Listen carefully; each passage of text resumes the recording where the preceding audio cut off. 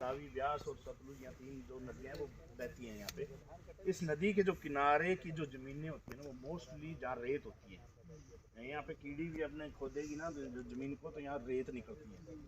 तो इसकी क्या है, सॉइल डेप्थ बिल्कुल नहीं है इस ज़मीन की जो होती है। तो यहाँ क्या है, अभी यहाँ पानी बहुत है, लेकिन यहाँ क्या है, अभी ज़मीन है ना वो इतनी उपजाऊ नहीं है जितनी की हो सकता है आपके एरिया में हो। लेकिन आपके भी जहाँ नदियाँ बहती है ना, तो उसके पास का एरिया ऐसा ही मिलेगा आपको, चाहे वो कहीं चले जाओ आप दुनिया में।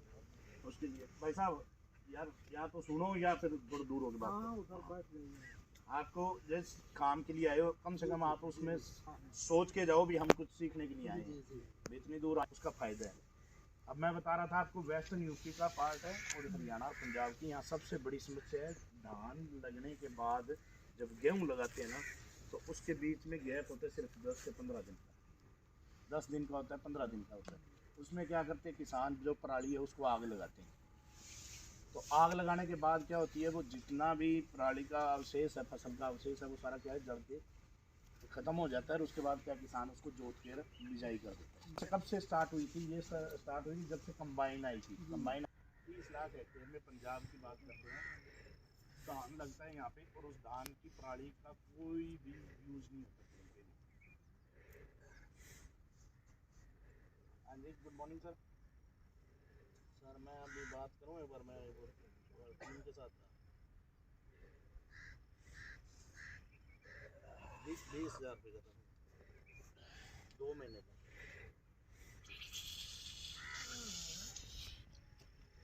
तो उसमें क्या है भी, इस चीज़ की अपने समस्या देखी जाए ना, पराली की सबसे बड़ी समस्या पैदा हुई थी कि जब कंबाइन हार्वेस्टर आया। यहाँ क्या है, कंबाइन चलनी, पीछे जितना पराल आया उसके आगे। उस समस्या को निजात करते करते 15 से 20 साल लग गए। उसके बाद हमारे ही फार्म में 2006 के अंदर सबसे पहले हमारे जो पहले यहाँ पे इंचार्ज थे, वो एग्रीकल्चर इंजीनियरिंग के थे, उन्होंने एक मशीन ईजाद करी कि अपने पराली को ज़मीन के ऊपर ही रख के उसका हम हल कर सकते हैं। उसका हल कैसे हो सकता था? उस जो मशीन को उस टाइम में डेवलप करी, एक ऑस्ट्रेलिया का एक प्रोजेक्ट था हमारे पास, उसके अंदर हमने स्टार्ट किया, काटना चालू किया उसको भी, उस पराली को वहीं ज़मीन पे बिखेरना चालू कर दिया। भी इस ज़मीन के ऊपर ये पराल पड़ी रहेगी, तो इसके ऊपर ही हम सीडिंग कर सकते हैं। उसके बाद धीरे धीरे उसमें सुधार होता गया, गवर्नमेंट का भी ध्यान बढ़ता गया, क्योंकि जितना भी एरिया था, क्योंकि यहाँ पे जो इसका साउथ का थोड़ा सा एरिया पंजाब का, वहाँ कॉटन लगता है, कपास की खेती होती है, उसमें भी काफ़ी बीमारियाँ आने लग गई। देसी कॉटन ख़त्म हो गया, हाइब्रिड आने लग गए, ये बीटी कॉटन आने लग गया। तो उन चीज़ों में इन चीज़ों का मेल होता गया, और वो ज़मीन का एरिया वो बढ़ता गया। अब 30 लाख हेक्टेयर पूरे पंजाब में अभी इस टाइम पूरे में राइस लगता है। अगर उस पराली का अगर कहीं पे उपयोग नहीं होता ना, वो पशुओं को खिलाने के काम आती है, क्योंकि यहाँ पे गेहूँ का जब ये भूसा कटेगा तो ये सारा एक साल के लिए उसको कर लेते हैं। इसका जो भूसा है वो ही कारगर है उनके लिए, और वो धान की पराली का कुछ भी उपयोग नहीं करते, तो उसको मैनेज करना बहुत मुश्किल हो जाता है। तब ये मशीनें हमने इस दौर में लेके आए। हमने क्या करा, 2016-17 में हमारे पास गवर्नमेंट को हमने प्रपोजल भेजा, भारत सरकार को, कि इस प्रकार पराली को हम इस रूप से है ना हमने रख सकते हैं, क्योंकि इसका अभी तक उपयोग हो रहा था जलाड़े में। दूसरा था भी, यहाँ पे बेलिंग का सिस्टम स्टार्ट हुआ, बेलर वाला आता था और बेलिंग कर ले जाता था जितनी उसको जरूरत थी। वो क्या करता है, किसान को 1,000 रुपया देता था 1 एकड़ का। 1 एकड़ का मतलब यहाँ है 4,000 मीटर स्क्वायर का 1 एकड़ जमीन होती है यहाँ पे। तो इसका 1,000 रुपया वो दे के, और वो पराली बना के अपनी वो गांठे बना के वो ले जाता था, और वो फैक्ट्री वालों को बेच देता था। पिछले 2 साल चली। उसके बाद क्या हुआ उनका प्रोग्राम, उन्होंने किसानों को बोला भी हमें अब पराली की आवश्यकता है नहीं। अब किसान उनके पास जाने लगे कि हम पैसा हम देंगे आपको और आप हमारी पराली का गांठे बना लो। अब वो नहीं ले जा रहे। इसके दो बड़े बड़े नुकसान ये थे भी, जमीन के अंदर जो मुख्य पोषक तत्व होते हैं वो 17 प्रकार के होते हैं। मुख्य पोषक तत्व में आपके NPK आप डालते हो, मोस्टली आप नाइट्रोजन डाल देते हो, फास्फोरस डाल देते हो, पोटास डाल देते हो। उसके अलावा मोस्टली भी आप धान के अंदर जिंक डाल देते हो। इसके बाद में भी 12-13 प्रकार के तत्व ऐसे होते हैं जो आपको आपके पौधे को है जो जमीन ही पूर्ति करती है। नाइट्रोजन ऐसी चीज़ है जो मतलब वातावरण में घुल जाती है, चाहे आप कभी भी डालो। आपको हमेशा एक चीज़ में हमेशा बताओ, जब भी आप यूरिया डालते हो तो आप सुबह के टाइम कभी यूरिया मत डालना। मोस्टली यूरिया डालने का टाइम होता है शाम का टाइम।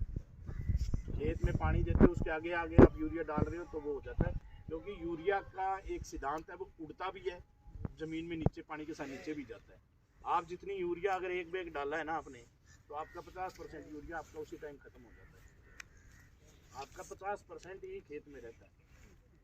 तो उसको बचाने के लिए अब जितना आप, जैसे आपको ये चीज़ दिखाई मैंने भी, पराली का माध्यम क्या था। पराली का ये माध्यम था, जब आपका बेलर वाला आता है तो क्या बेल करके आपकी ज़मीन से ले जाता है।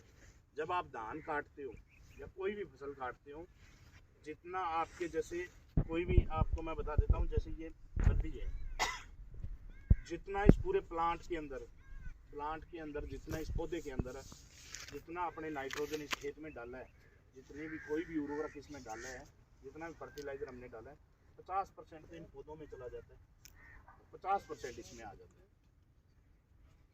अब जो वो 50% है धान का, उसका क्या होता है, अभी अपने बेलर वाले को दे दिया तो वो तो बाहर ले गया, फिर अपने क्या करेंगे, नया ले आके डालेंगे। तो उसका कितना खर्चा, कम से कम 1500-2000 रुपये आपका एकड़ का, फिर आपने ले आके डाला 1500-2000 रुपये आपने बेच दिया, तो आपका 4000 रुपये का नुकसान तो आपने डे फर्स्ट ही कर दिया जिस दिन आपने उसमें फर्टिलाइज़र आपने डाला। जब इसमें ये चीज़, जब इसमें जब तक आपको, क्योंकि ये इसको हमेशा कहते हैं फ्लैग लीफ, ये होता है, ये इसके साथ बढ़ रहा है, इसके साथ सबसे ज़्यादा इसको ताकत कौन देगा, फ्लैग लीफ, झंडा जो पत्ती होती है ना, गेहूं की है, किसी भी चीज़ के आप जब करोगे, क्योंकि ये बूटिंग स्टेज से बाहर आ गई अभी, तो बूटिंग स्टेज चल रही थी, ये जब पत्ती स्ट्रॉन्ग होगी तो ये आपकी चीज़ स्ट्रॉन्ग होगी। अगर ये स्ट्रॉन्ग नहीं है तो इसका मतलब ये, क्योंकि ये प्रकाश जो सनलाइट इससे ले रहा है, इसमें फोटोसिंथेसिस, प्रकाश संश्लेषण की विधि होती है जो खाना बनाने के काम आती है। ये जितना यूज करेगी ये इसको देगी, ताकि इसका जो दाना है वो मोटा हो जाए, हेल्दी रहे, इस पर कोई रोग ना आए। आपके गेहूं में अगर कोई भी रोग पहचानना है तो आपकी इस पत्ती पे आएगा, तो वो रोग आप पहचान लोगे भी, हाँ इसमें वाइट हो रहा है, आयरन की कमी आ रही है, डेफिशिएंसी आती है मोस्टली 60-70 दिनों 80 दिनों के बाद में, ये आपको लगता है भी हाँ इसमें ये चीज़ की कमी है, तो उसकी हमेशा क्या होती है, इस टाइम आप खाद नहीं डाल सकते। जिस टाइम जब ये क्रॉप है तो इसमें आप खाद नहीं डाल पाओगे, उसमें आप ओनली क्या है, स्प्रे कर सकते हो। तो इससे अपने को पता लगता है भी अपनी क्रॉप किस हालात में है, इस फसल का अपने को क्या नतीजा मिलने वाला है, इसमें अपने क्या क्या गलती है, तो इस चीज़ को हम स्ट्रॉन्ग कर सकते हैं। अगर आपकी ज़मीन में, आप इस खेत में देखोगे तो आपके मक्की के कांडे पड़े हैं इसमें, ये पाने पड़े ना, ये खेत हमारे पास 2012 में जब ये फार्म हमें अलॉट हुआ था, उस टाइम हमें खेत की कितना एरिया दिया, सिर्फ 30 बैच है कि हम, क्योंकि हमारे से लोगों को अपेक्षा थी भी ये क्या अलग करेंगे फार्म को। हिंदुस्तान सरकार के ICR के इतने संस्थान हैं जो बहुत से काम कर रहे हैं, बहुत अच्छा काम कर रहे हैं, लेकिन उसके बाद में हमारा जब ये फार्म बना था, ताकि बोर लोग को ट्रिब्यूट किया था, उनके एक्सपायर जब हो गए थे, तो उनके लिए जब उनको बस इंसान की वजह से आया था, क्योंकि वो फादर ऑफ ग्रीन रेवोल्यूशन थे, हरित क्रांति के जनक थे, और अभी डॉक्टर एम एस स्वामीनाथन को भी भारत सरकार ने भारत रत्न दिया है। उन्होंने उनके साथ मिलकर वेस्टर्न यूपी और ये हरियाणा पंजाब का था, तो इसको एक धान का कटोरा बनाया था उन्होंने। क्या करते थे वो, मैक्सिको से जो वैरायटियाँ आती थी, यहाँ पे क्या थी, गेहूँ होती थी, अपने हिंदुस्तान में गेहूँ होती थी उस टाइम पे, लेकिन वो गेहूँ क्या थी, 6-7 फुट ऊपर चली जाती थी, उसमें दाना नहीं पकता, सिर्फ भूसा होता था, गिर भी जाती थी, वो बढ़ेगी तो गिरेगी। तो उन्होंने, भारत सरकार ने उस टाइम, भारत की प्रधानमंत्री इंदिरा गांधी थी, उन्होंने फ़ोन किया इनको, अमेरिका को, कि हमें खाने को दाने चाहिए। तो उन्होंने बोला भी, उन्होंने एक तंज कसा भारत सरकार पे, इतना बड़ा देश है इनके पास खाने के दाने नहीं। तो उन्होंने कहा भी अब चाहे कुछ भी हो जाए दुनिया में, हमें अपना अनाज, अपने आत्मनिर्भर होना है अपने आप को, भी जिसपे हम हमारा अनाज पैदा करें और हम खाएं, तो उसके हमारा सरप्लस भी हो। तो उन्होंने उस सरकार के साथ, मैक्सिको की गवर्नमेंट के साथ बात करी, तो उन्होंने कहा भी हमारे पास ऐसे जर्म प्लानिंग है, और डॉक्टर नॉर्मनी बोरलोग वहाँ से वो वैरायटियाँ लेके आए, इंडिया की जो वैरायटियाँ थी उनके साथ उन्होंने क्रॉस कराया, तो ये छोटी वैरायटियाँ पैदा करी, जो अभी हिंदुस्तान में जितनी भी गेहूँ चल रही है ना, ड्वार्फ मोनी वैरायटियाँ जो कहती है ना, ये जितनी भी मोनी वैरायटियाँ हैं, इनका उपज उनकी देन थी। जब ये इंस्टीट्यूट हमारे को जब इन्होंने सौंप दिया था, ये 500 किले ज़मीन है, आपने इसमें ऐसा काम करना है जो अलग कोई ना करता हो, तो हमने उसमें ये